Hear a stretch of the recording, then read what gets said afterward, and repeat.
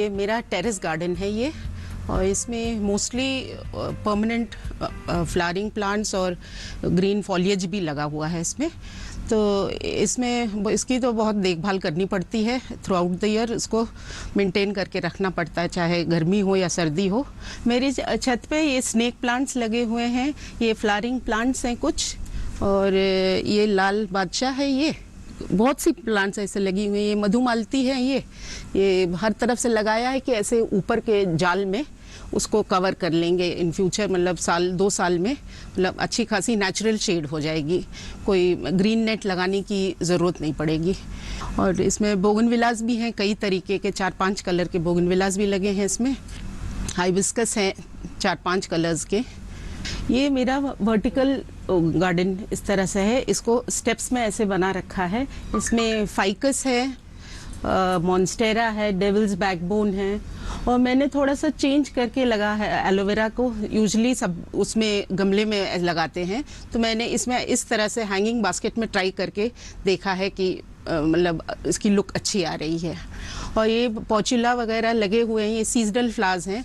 ज़्यादा कॉन्सेंट्रेट मैं उस पर फ्लावरिंग प्लांट्स में नहीं करती हूँ, परमानेंट जैसे बोगनविलास हैं इन पे ज़्यादा देखभाल करती हूँ मैं।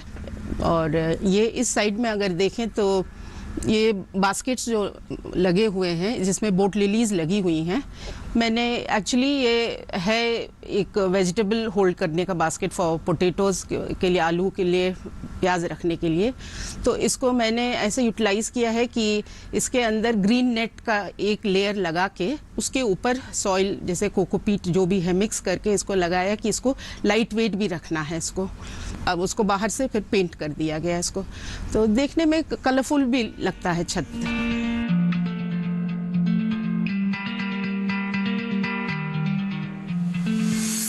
ये रेड ड्यूरेंटा है, ये इसको लाल बादशाह भी कहते हैं इसको तो मैंने स्टार्टिंग में कटिंग से ही इसको लगाना शुरू किया, और धीरे धीरे मतलब इतने 6-7 में इसको तैयार कर लिया है मैंने।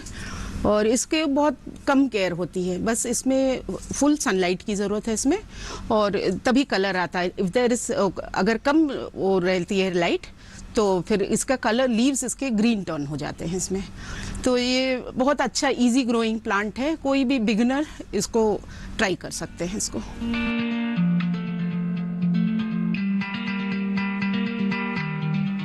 ये सैंसेवेरिया जो है बहुत लेस मेंटेनेंस प्लांट है। अब जैसे इसका सीज़न है, बरसात का है, तो बारिश में इसको थोड़ा सा प्रोटेक्ट कर लें, ज़्यादा पानी ना गिरे इसमें तो वो ज़्यादा अच्छा रहेगा, नहीं तो लीव्स नीचे से रूट रॉट शुरू हो जाता है।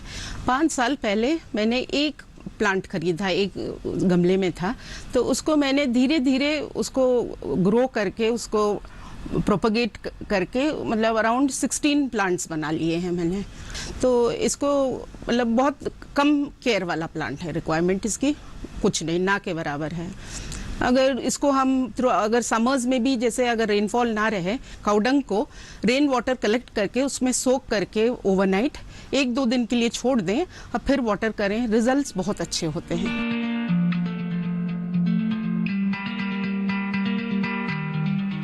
जैसे आप देख सकते हैं कि मैं अपने टेरेस के ग्रिल पे खड़ी हूँ। यहाँ भी सब मैंने एकदम हरा भरा कर रखा है कि मतलब कोई भी जगह छूटे ना। तो यहाँ पे जैसे मैंने कैना लगा रखा है, मेहंदी है, जेड है, बहुत सारी प्लांट्स लगा रखी है मैंने। और ये एक पुराना घड़ा था मेरे पास, अब इसको मैंने उसमें छोटा छोटा सा वेस्ट था, कहीं यूजलेस था, तो इसको भी मैंने यूटिलाइज कर लिया है इसको।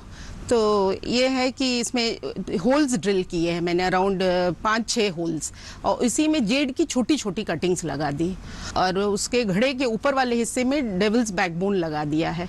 बारिश के सीज़न से पहले मैंने इस ग्रिल के ऊपर की तरफ ग्रीन नेट लगा रखा था, लेकिन अब जैसे उसमें सनलाइट धीरे धीरे सर्दी आते तो कम हो जाती है, तो मैंने वो नेट हटा दिया है। नेट हटा के कुछ ऐसे प्लांट्स हैं जिनको फुल सनलाइट की ज़रूरत है, तो मैंने हटा दिया है। और ये सारे प्लांट्स जो देख रहे हैं, ये सारा मतलब सनलाइट वो कर लेते हैं, मतलब बेयर कर लेते हैं। अब कुछ जेड भी ऐसे प्लांट्स हैं जिसमें कम बारिश में ज़रूरत रहती, तो मैं क्या करती हूँ उसके ऊपर अम्ब्रेला रख देती हूँ या फिर प्लास्टिक कुछ ऊपर से ढक देती हूँ कि रूट रॉट ना हो उसमें। और मेरे पीछे ये टायर है, ये मतलब घर का अपना यूज़ किसी काम का तो था नहीं, अपनी गाड़ी का ही टायर था, तो मैंने उसको यूज़ किया अपने एक अनयूज्ड चेयर का, तो उसका बैक मैंने कटवा दिया है और उसके ऊपर मैंने टायर ब्लैक पेंट करके उस पर कुछ फ्लावरिंग प्लांट्स लगा दिए हैं।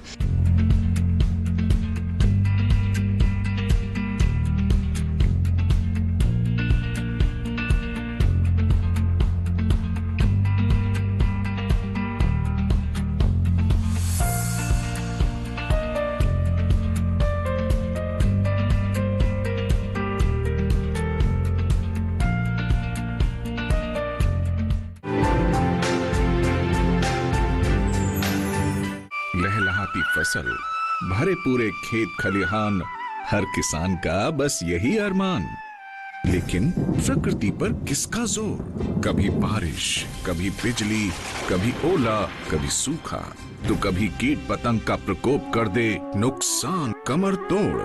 भैया खेती में तो जोखम रहता ही है, अब क्या करें? अब प्रकृति का कोनो उपाय है का? प्रकृति का तो नहीं, मगर नुकसान का उपाय है। अच्छा, हाँ, AIC से फसल बीमा। फसल बीमा?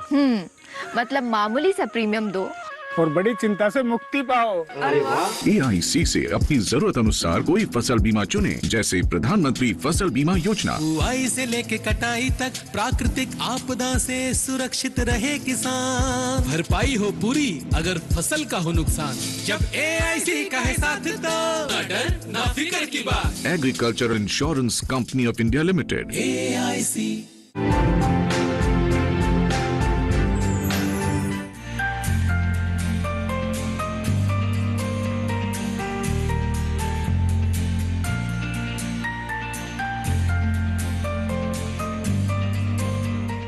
जैसे आप देख सकते हैं यहाँ टेरेस पे मैंने मतलब बेस्ट आउट ऑफ वेस्ट का मतलब काफ़ी मतलब यूज़ कर रखा है। ये ड्रम्स जो है मेरे पास रखे हुए हैं, ये मतलब यूज़ नहीं हो रहा था कहीं, तो मैंने सोचा कि इसको मतलब ग्रो करने में, गार्डनिंग में यूज़ किया जाए। तो एक ड्रम में लगा हुआ है चीकू का पौधा और आम्रपाली आम भी लगा है वैरायटीज़ का, और अभी चीकू में जैसे है अभी फ्लावर्स निकल रहे हैं। ऐसे तो कोई ऐसी चीज़ नहीं है कि जिसमें मैं वो ना लगाऊं। कुछ में किसी में टर्टल वाइन हैंग कर दिया, कहीं कुछ लगा दिया, तो कुछ, तो इससे मतलब ये है कि हाँ सब यूटिलाइज कर ले जाती हूँ कि कोई भी चीज़ें वेस्ट ना होने पाए। ये मेरा हाइबिस्कस का प्लांट है। ये छोटा सा लगाया था, ये अराउंड 3 साल का है ये, और इसमें बहुत अच्छा सा ग्रो कर रहा है ये।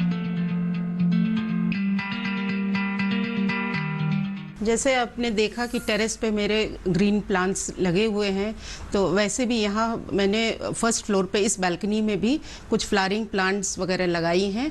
यहाँ जैसे बोगनविला है, यूफोर्बिया मिली है, तो इनके लिए सनलाइट ज़रूरी होती है। तो इस बालकनी में दोपहर बाद की मतलब ब्राइट सनलाइट आती है। तो यहाँ 3 बोगनविलाज लगा रखा है मैंने, तो मतलब खूब अच्छी फ्लावरिंग होती है इसमें, और इसकी केयर भी मतलब कम होती है, कोई ख़ास नहीं होती है। तो इसमें वाटरिंग कम करनी चाहिए, कम देनी चाहिए, और थोड़ा सा मैं ऐड करती हूँ तो थोड़ा सा बोन मील और एगशेल पाउडर और बनाना पील पाउडर। उसको बनाना को ड्राई करके उसको मिक्सी में ग्राइंड कर लेती हूँ, और एगशेल्स भी अच्छे से वॉश करके उसको ग्राइंड करके, ये तीनों चीज़ का, बोन मील का, बनाना और एगशेल का इक्वल क्वांटिटी में मिक्स करके इन फ्लावर्स, इन प्लांट्स को दे देती हूँ। तो ये बहुत अच्छा सोर्स ऑफ कैल्शियम, पोटेशियम ये है। तो काफ़ी फ्लावरिंग आती रहती है, आती जाती रहती है। एक मेरा पुराना डाइनिंग टेबल था, तो इसको मैंने यूटिलाइज कर लिया है। तो इस पे आर्टिफिशियल ग्रास लगा दिया है, और इसके ऊपर छोटे उसमें पॉटरी, इसमें वो है प्लांटर्स में अपने आप प्रोपगेट किए हुए प्लांट्स लगा दिए हैं। और इसकी देखभाल तो जैसे पानी, जैसे आजकल जैसे बारिश का टाइम है, मौसम है, तो थोड़ा सा पानी इकट्ठा कर लिया और इसकी वाटरिंग की भी काफ़ी मतलब ज़रूरत नहीं है। वंस अ वीक और 5 to 7 डेज़ में एक बार पानी दे दें, और बारिश का पानी तो ज़्यादा फ़ायदेमंद है, इसमें पूरा मिनरल्स वगैरह सारे होते हैं इसमें, तो इसमें वो भी डालते हैं, और लिक्विड डिकम्पोज़र भी इसमें यूज़ कर सकते हैं। जैसे वंस अ मंथ डाल दें तो इसमें प्लांट की इम्यूनिटी भी बनी रहती है, और मतलब ग्रोथ अच्छी होती है, रूटिंग अच्छी होती है।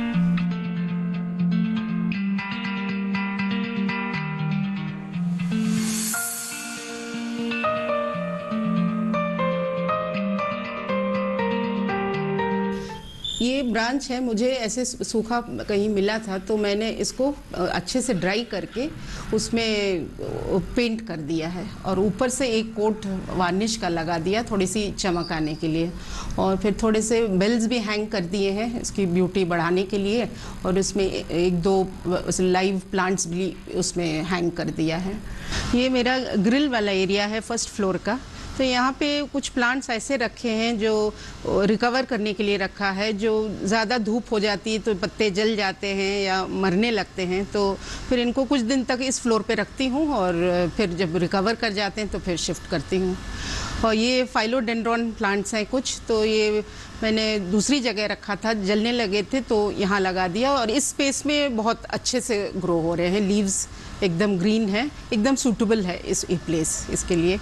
और ये कुछ नारियल से, पुराने कोकोनट शेल से मैंने कुछ प्लांटर्स तैयार किए हैं, तो इसमें बस इसको खूब ड्राई हो जाए, जैसे 2 महीना उसको सन में रख दें, जब सूखने के बाद फिर इसको पेंट कर दिया, और ऊपर से एक कोट वार्निश का लगा दिया, और अंदर इसके अंदर सॉइल नहीं भरा है, मैंने कोकोपीट डाला है क्योंकि इसको लाइट वेट रखना है।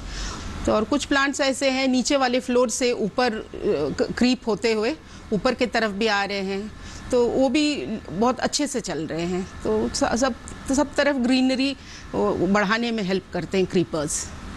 ये मेरा बैकयार्ड है, ये जस्ट मेरे बेडरूम के पीछे वाला एरिया है थोड़ा छोटा ही एरिया, लेकिन ये एकदम ग्रीनरी से भरा हुआ है। ये कह सकते हैं मिनी जंगल है। इसमें ऐसे प्लांट्स लगे हैं जो क्रीपिंग वाले हैं, जैसे फाइलोडेंड्रॉन्स हैं, मनी प्लांट्स हैं मोस्टली, फर्न हैं, पाम्स हैं, अरीका पाम्स हैं, और इन सबको मैंने यहाँ रख दिया। यहाँ एकदम सूटेबल है। यहाँ पे ये है कि मतलब सुबह की मॉर्निंग सनलाइट लगभग 2 घंटे तक आती है, और इतना इनफ है इसके लिए, इन प्लांट्स के लिए। और इसमें ऐसे है कि यहाँ पे बर्ड्स दिन भर रहती भी हैं यहाँ पे बल्कि यहाँ नेस्ट भी बना हुआ है, और इसमें बहुत एंजॉय करती हैं, दिन भर यहीं रहती हैं चिड़िया। और बहुत अच्छा व्यू है मेरे बेडरूम विंडो से, तो एकदम लगता है कि हम मतलब एक कंक्रीट जंगल में ही मतलब हम रह रहे हैं। ये जो मनी प्लांट है ये इस ऊपर से लेके नीचे तक क्रीप करते हुए ज़मीन तक पहुंच गया है, तो इसको अच्छी देखभाल करें तो उसमें काफ़ी अच्छी ग्रोथ होती है, और कोई ज़्यादा मुश्किल प्लांट नहीं है। बिगनर्स हमेशा मनी प्लांट से ही स्टार्ट करते हैं ग्रोइंग करना। ये जो मनी प्लांट है ये बड़े गमले में लगा रखा है, इसको ऊपर की तरफ मैंने चढ़ा दिया है, हेल्प थोड़ा सा दे दिया है, तो ये क्रीप करते हुए ऊपर फर्स्ट फ्लोर तक चला गया है। और ये बहुत अच्छा मतलब कर्टन भी है, एक तरह से बगल में एक वॉल बना देता है, तो ग्रीनरी हमेशा अच्छी लगती है। तो ये बना रहता है साल भर, इसमें कोई दिक्कत नहीं होती है कि थोड़ा बहुत पत्ते तो खराब होते हैं विंटर्स में, लेकिन फिर सही हो जाता है। कंपोस्ट वगैरह ये सब देने से, फर्टिलाइज़र वगैरह, वो मेंटेन रहते हैं प्लांट्स। ये एग्लोनिमा प्लांट है, ये बहुत अच्छा इसका लीफ का इसका लुक है, और बहुत लो मेंटेनेंस प्लांट है। इसमें बस कंपोस्ट के अलावा इसको कोई केयर नहीं चाहिए। बस मनी प्लांट्स के साथ साथ ये भी बहुत अच्छे से ग्रो हो जाते हैं, सेम वही केयर करनी पड़ती है। और इसमें पानी कम चाहिए, पानी कम डालने से रूटिंग सिस्टम बहुत अच्छा बना रहता है।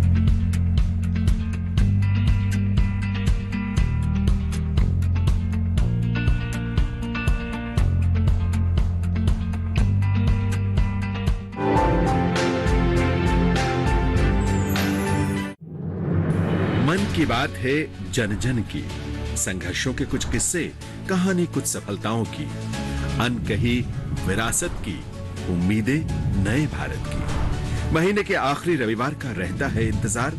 मलयाचल के आंचल से विंध्याचल के आंगन तक, ब्रह्मपुत्र के घाट से हिमालय के विस्तार तक होती है मन की बात प्रधानमंत्री के साथ। तो सुनिए इस महीने 25 सितंबर सुबह 11 बजे मन की बात आकाशवाणी और दूरदर्शन के सभी चैनलों पर। इसके अतिरिक्त आकाशवाणी और दूरदर्शन के YouTube चैनल और प्रसार भारती के ऐप न्यूज ऑन एयर पर सजीव प्रसारण लाइव स्ट्रीमिंग के माध्यम से। तो सुनिए इस महीने 25 सितंबर सुबह 11 बजे मन की बात।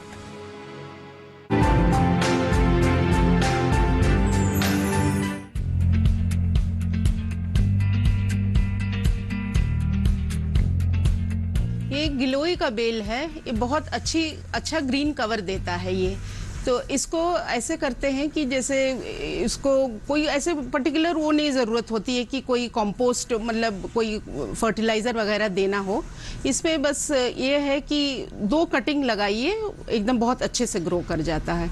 और ये बहुत हेल्थ बेनिफिट्स इसके बहुत हैं, आर्थराइटिस में, और इम्यून सिस्टम को स्ट्रॉन्ग रखता है।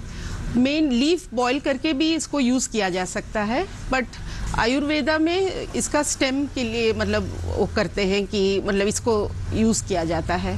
और इसको थोड़ा सा क्रश करके स्टेम को उसमें वाटर में बॉईल करके उसको कूल करके तब पिया जाता है। काफ़ी कोविड केसेस में मतलब फ़ायदेमंद साबित हुआ है। तो इसको ऐसा है कि इसको सर्दी में इसके पत्ते बिल्कुल नहीं बचते हैं, धीरे धीरे पीले होके नवंबर से झड़ना शुरू हो जाते हैं। और उसको फिर ऐसे करना पड़ता है कि उसको प्रोटेक्ट करना पड़ता है प्लांट को, कि उसके कटिंग करके सब जो वेस्ट जो स्टेम्स निकलते हैं निकाल के फिर इसको किसी सहारे, किसी रोप के सहारे, नारियल के रस्सी के सहारे उसको मैं बांध देती हूँ उसको। और फिर जैसे ही विंटर्स ख़त्म होके मार्च के स्टार्टिंग में फिर आने लगते हैं लीव्स धीरे धीरे। इसमें मैंने अपना गार्डन सॉइल लिया है, जिससे 60% है गार्डन सॉइल और 40% होममेड कंपोस्ट है। ये ऑर्गेनिक तरीके से मैं बनाती हूँ, घर पे ही कंपोस्ट बनाती हूँ। 40% कंपोस्ट होता है, 60% गार्डन सॉइल। तो ये तैयार किया है, बस कटिंग लगाया छोटा सा, बस 2 महीने में बहुत अच्छे से उसकी ग्रोथ हो जाती है। इसमें कोई केयर की ज़रूरत नहीं है, बस ये ख्याल करना पड़ता है कि रूट रॉट ना हो, ज़्यादा पानी ना पड़े। फॉलिएज प्लांट्स के लिए एक बहुत अच्छा दवा ये है कि हम घर पे ही इसको ऑर्गेनिक वे में बना सकते हैं। तो इसको बनाने में हम यूज़ करेंगे दही, गुड़ और बैक्टीरिया।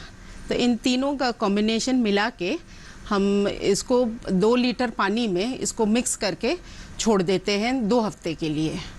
फिर उसके बाद हम उसमें 20 लीटर पानी मिक्स करके और उसके अंदर कुछ चीज़ें ऐड करते हैं, जैसे 1 मुट्ठी भर वर्मी कंपोस्ट, 1 मुट्ठी खली और 1 मुट्ठी गोबर हो, पुराना गोबर, और कुछ उसके आयरन के नेल्स भी डाल देते हैं जो रस्टेड होते हैं, जिससे उनको आयरन कंटेंट भी प्लांट्स को मिले, और कॉपर का एक छोटा वायर भी डाल देते हैं उसमें। तो इसको चलाते रहना रहता है इसको, और इसको जब बंद कर देंगे, एयर टाइट बंद करके रख देंगे, तो इसमें झाग बनता है। ये झाग जब बन जाता है तो इसका मतलब है कि हमारा लिक्विड डिकम्पोज़र तैयार है। अब हम इसको लेंगे 3-4 मग लेंगे 15 लीटर पानी में, इसको डाइल्यूट करके अपने प्लांट्स में डालेंगे। बस महीने में 1 बार डाल दें, इससे काफ़ी हो जाता है, काफ़ी रहता है इसके लिए। तो ये बहुत अच्छी चीज़ है। अब हम दही लेंगे, 200 ग्राम दही, और उसी में हम डालेंगे 200 ग्राम गुड़। ये देसी गुड़ हो तो ज़्यादा अच्छा है, और दही में बिल्कुल फैट नहीं होना चाहिए, इससे रूटिंग सिस्टम में परेशानी हो सकती है, नुकसान करता है रूट्स को। तो इन दोनों को इक्वल रेशियो में इसको मिक्स करते हैं।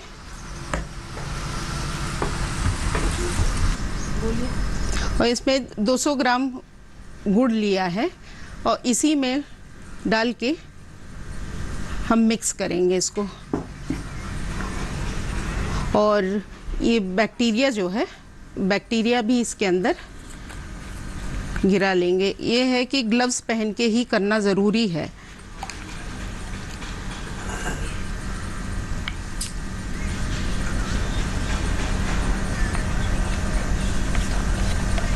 इसको अच्छे से मिक्स किया जाता है जब तक इसको घुल ना जाए ये। अब इस मिक्सचर को जब एकदम घुल जाए तब इस मिक्सचर को हम 2 लीटर पानी में डाल देंगे और इसको डिकम्पोज होने के लिए किसी शेडी एरिया में रख देंगे। इसमें इस लिक्विड डिकम्पोज़र में सारे न्यूट्रिएंट्स हैं। NPK है जिसमें जैसे नाइट्रोजन है, पोटेशियम है, मैग्नीशियम है, सल्फ़र है, कैल्शियम है। ये सब चीज़ें एकदम परफेक्ट हैं फॉलिएज प्लांट्स के लिए। जो भी मैंने दिखाया इन सब गिलोई और इन सब इसमें हरियाली बनाई रखती है इन सब मिनरल्स सारे। सो जैसे इम्यून सिस्टम हमारा मतलब होता है उसी तरह प्लांट के इम्यूनिटी बूस्ट करते हैं। बायो एंजाइम्स, घर पे बना हुआ बायो एंजाइम बहुत इजी है। सिट्रस, इसके जितने नींबू के छिलके हैं, ऑरेंज के और कोई भी सिट्रस फ्रूट्स के छिलके हैं उसको इकट्ठा कर लिया और उसी में थोड़ा सा पानी डाल दिया 1 लीटर और गुड़ डाल दिया। जैसे 200 ग्राम्स गुड़ डाल दे तो और 1 टीस्पून उसमें वो डाल दे। थोड़ा सा फर्मेंटेशन के लिए बंद करके रखेंगे तो बहुत अच्छे से फर्मेंट हो जाता है। फिर इसको एकदम जब फर्मेंट हो जाता है तो गल जाता है। गलने के बाद इसको छाना जाता है। छान के बॉटल में इकट्ठा करके रख देती हूँ और मैं सारे प्लांट्स में हर 20वें 25वें दिन इसको मैं उसको स्प्रे मरवाती हूँ सारे पेड़ फोलिएज में। इससे क्या है थोड़ा सा रूट में भी उसको स्प्रे करने से इसके रूटिंग में उसमें जितने माइक्रो न्यूट्रिएंट्स हैं वो रूट तक पहुँच जाते हैं और लीव्स भी और फ्रूटिंग भी अच्छी होती है और फ्लावर्स भी बहुत अच्छे खिलते हैं। पेस्टिसाइड भी घर में हम ऑर्गेनिक वे में बना सकते हैं और इसमें सब सामान हमारे किचन में ही है। इसमें 200 ग्राम्स नीम के पत्ते ले लिए, 200 ग्राम्स गुड़ ले लिया, 200 ग्राम्स अदरक और 200 ग्राम्स लहसुन। बस इनको चटनी के फॉर्म में इसको बहुत अच्छे से ग्राइंड करके इसमें उसको थोड़ा सा पानी उसमें मिक्स करके इसको बॉटल में बना के रख लें और एवरी डे उसको रोज़ शेक करना पड़ता है। शेक करने के बाद उसके थोड़ा सा जितने गैसेस होंगे उसमें से निकल जाएंगे और ये पेस्टिसाइड 90 डेज़ में बन के तैयार होता है।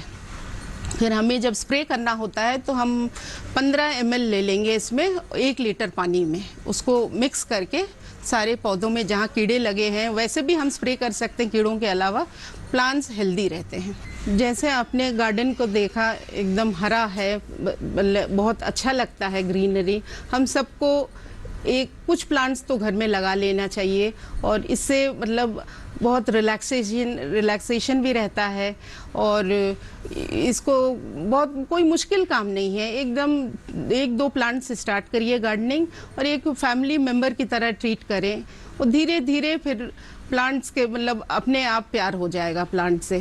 तो हमारा भी कुछ ड्यूटी बनता है एनवायरनमेंट को साफ रखने के लिए, क्लीन करने के लिए। तो एक छोटा स्टेप हम सब करें कि प्लांट्स ग्रो करना शुरू करें।